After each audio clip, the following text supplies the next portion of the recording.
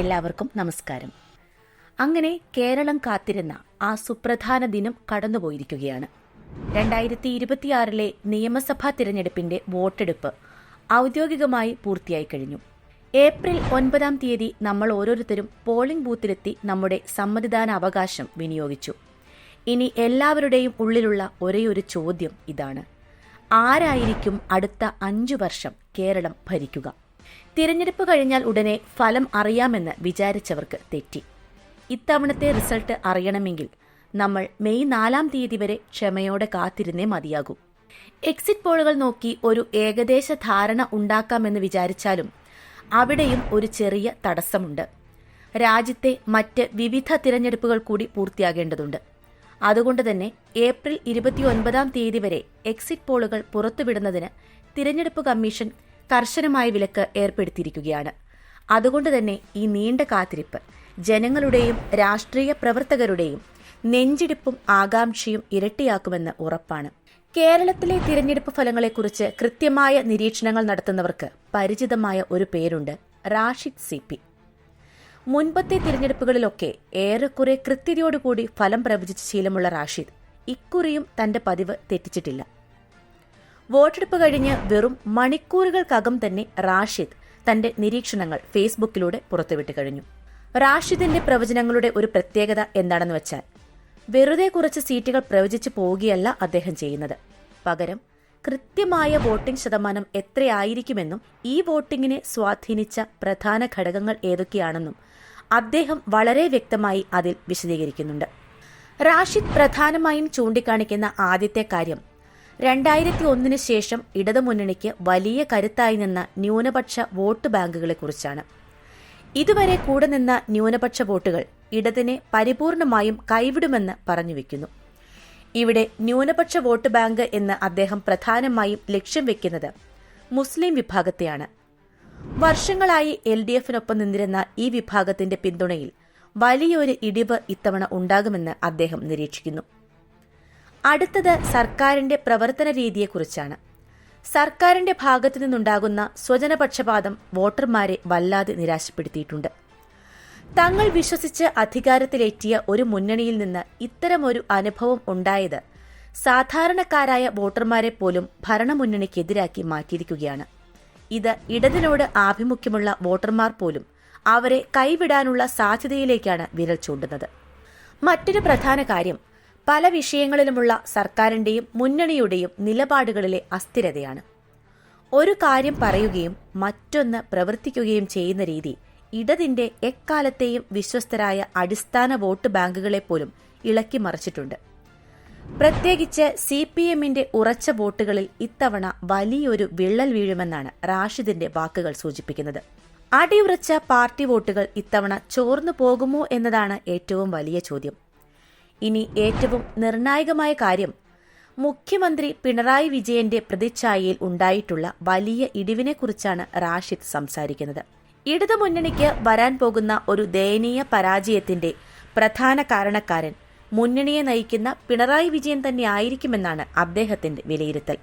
ഇവിടെ ശ്രദ്ധേയമായ മറ്റൊരു കാര്യമുണ്ട്. പല ഏജൻസികളും റിപ്പോർട്ട് ചെയ്തിരുന്നത് പിണറായി വിജയനെ മാറ്റി നിർത്തി തിരഞ്ഞെടുപ്പിനെ നേരിടാൻ മാത്രമേ പാർട്ടിക്ക് മറ്റെന്തെങ്കിലും സാധ്യതയുള്ളൂ എന്നാണ്. എന്നാൽ ഈ റിപ്പോർട്ടുകളെയൊക്കെ അവഗണിച്ചുകൊണ്ട് അദ്ദേഹം തന്നെയാണ് ഇത്തവണയും മുന്നണിയെ നയിച്ചത്. റാഷിദ് പറയുന്നത് ശരിയാണെങ്കിൽ ഈ തീരുമാനം CPMനും ഇടതുമുന്നണിക്കും വലിയ രീതിയിലുള്ള തിരിച്ചടിയാകും സമ്മാനിക്കുക. റാഷിദിന്റെ പ്രവചനം ശരിയാവുകയാണെങ്കിൽ ഇത്തവണ കേരളത്തിൽ UDF ഒരു തകർപ്പൻ തിരിച്ചുവരവ് നടത്തുമെന്നാണ് കാണുന്നത്. വെറുതെ ഒരു ജയമല്ല, മറിച്ച് ആധികാരികമായ ഒരു ഭൂരിപക്ഷത്തോടെ UDF അധികാരത്തിൽ എത്തുമെന്നാണ് അദ്ദേഹം പറയുന്നത്. UDF 91 മുതൽ 102 സീറ്റുകൾ വരെ നേടി വൻ വിജയം കൊയ്യുമെന്നാണ് റാഷിദിന്റെ കണക്കുകൂട്ടൽ. മറുവശത്ത് ഇടതുമുന്നണിക്ക് 38 മുതൽ 48 സീറ്റുകൾ മാത്രമേ ലഭിക്കാൻ സാധ്യതയുള്ളൂ എന്നാണ് അദ്ദേഹം ചൂണ്ടിക്കാട്ടുന്നത്. ഇത്തവണത്തെ ഏറ്റവും വലിയ പ്രത്യേകത BJP നയിക്കുന്ന NDA കേരളത്തിൽ അക്കൗണ്ട് തുറക്കുമെന്ന് റാഷിദ് ഉറപ്പിച്ചു പറയുന്നു എന്നതാണ്. 1 മുതൽ 3 സീറ്റുകൾ വരെയാണ് അവർക്ക് പ്രവചിക്കപ്പെട്ടിരിക്കുന്നത്. ഇനി നമുക്ക് വോട്ടിന്റെ ശതമാന കണക്കുകളിലേക്ക് വരാം. കാരണം സീറ്റുകളേക്കാൾ രാഷ്ട്രീയ പാർട്ടികൾ ഉറ്റുനോക്കുന്നത് ഈ കണക്കുകളാണ്. UDF 41.5% മുതൽ 45% വരെ വോട്ട് ഷെയർ നേടി UDF കരുത്ത് തെളിയിക്കും എന്നാണ് റാഷിദിന്റെ കണക്കുകൂട്ടൽ.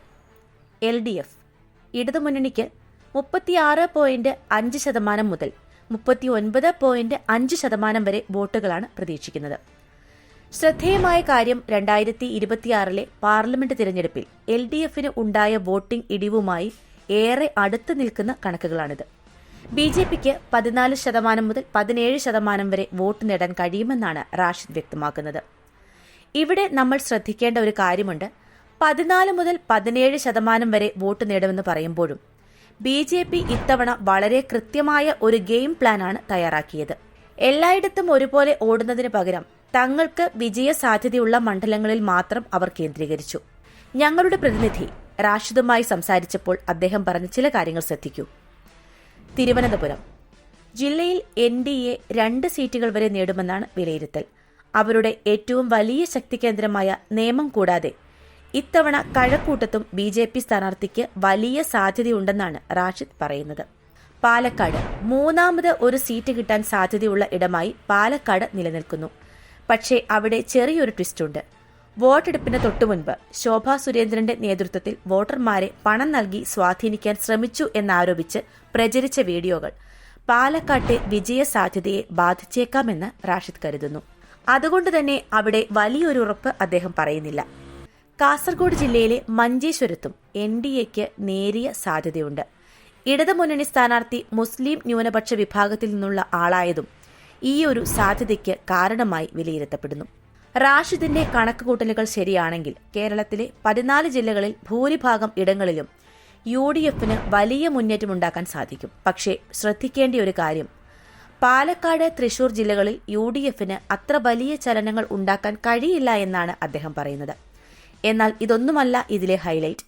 ഇടതുമുന്നണിയുടെ ഉരുക്കുകോട്ടയായ തിരുവനന്തപുരം ജില്ലയിൽ പോലും ഇത്തവണ LDFന് വലിയ തിരിച്ചടി നേരിടാൻ പോവുകയാണ്. അവിടെ കോൺഗ്രസ് അപ്രതീക്ഷിതമായ കുതിപ്പ് നടത്തുമെന്നാണ് റാഷിദ് പ്രവചിക്കുന്നത്. UDFന് ഇത്തവണ ഏറ്റവും കൂടുതൽ സീറ്റുകൾ വാരിക്കൂട്ടാൻ കഴിയുന്ന ജില്ല മലപ്പുറം തന്നെയായിരിക്കും. ആകെ 16 സീറ്റുകളുള്ള മലപ്പുറത്ത് കുറഞ്ഞത് 15 എണ്ണമെങ്കിലും UDF പിടിക്കുമെന്നാണ് റാഷിദ് ഉറപ്പിച്ചു പറയുന്നത്. മലപ്പുറം കഴിഞ്ഞാൽ പിന്നെ UDFന് വലിയ വിജയം സമ്മാനിക്കുക എറണാകുളം ജില്ലയായിരിക്കും. നമുക്കറിയാം, രാഷ്ട്രീയമായി ഏറെ പ്രതികൂലമായ സാഹചര്യം നിലനിന്നിരുന്ന 2021 പോലും 14ൽ 9 സീറ്റുകൾ UDF അവിടെ നേടിയിരുന്നു.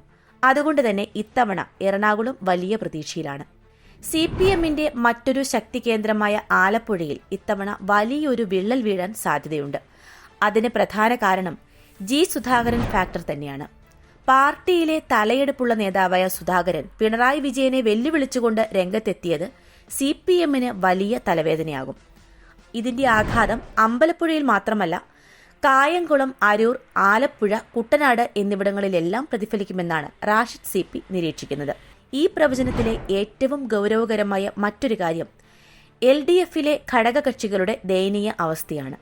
CPIയെ സംബന്ധിച്ചിടത്തോളം കേരള രാഷ്ട്രീയ ചരിത്രത്തിലെ തന്നെ ഏറ്റവും മോശപ്പെട്ട പ്രകടനമായിരിക്കും 2026 കാത്തിരിക്കുന്നത്.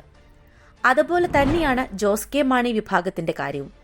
പ്രീപോൾ സർവേകൾ പ്രകാരം അവരുടെ മന്ത്രിയായ റോഷി അഗസ്റ്റിൻ വലിയ മാർജിനിൽ പരാജയപ്പെടുമെന്നാണ് 99% കണക്കുകളും പറയുന്നത്. പാലായിൽ ജോസ് കെ മാണിക്കും പരാജയഭീതിയുണ്ട്. നിലവിൽ കാഞ്ഞിരപ്പള്ളിയിൽ മാത്രമാണ് അവർക്ക് നേരിയ വിജയസാധ്യതയെങ്കിലും കൽപ്പിക്കപ്പെടുന്നത്. ചുരുക്കത്തിൽ CPIയെ പോലെ തന്നെ സമ്പൂർണ്ണ തകർച്ചയിലേക്ക് നീങ്ങുന്ന പാർട്ടിയായിരിക്കും കേരള കോൺഗ്രസ് M. കേരളം ഇതുവരെ കണ്ടിട്ടില്ലാത്ത തരത്തിലുള്ള ഒരു വലിയ രാഷ്ട്രീയ മാറ്റത്തിലേക്കാണോ വിരൽ ചൂണ്ടുന്നത്? എന്തായാലും മെയ് മാസം 4-ാം തീയതി വരെ ഈ ആകാംക്ഷ തുടരും. റാഷിദിന്റെ ഈ കണക്കുകൂട്ടലുകളോട് നിങ്ങൾ യോജിക്കുന്നുണ്ടോ? നിങ്ങളുടെ മണ്ഡലത്തിലെ ജനവിധി എന്തായിരിക്കുമെന്നാണ് നിങ്ങൾ കരുതുന്നത്? നിങ്ങളുടെ അഭിപ്രായങ്ങൾ താഴെ കമന്റ് ബോക്സിൽ രേഖപ്പെടുത്താൻ മറക്കരുത്. കൂടുതൽ രാഷ്ട്രീയ വിശകലന വീഡിയോകൾക്കായി ചാനൽ സബ്സ്ക്രൈബ് ചെയ്യുക.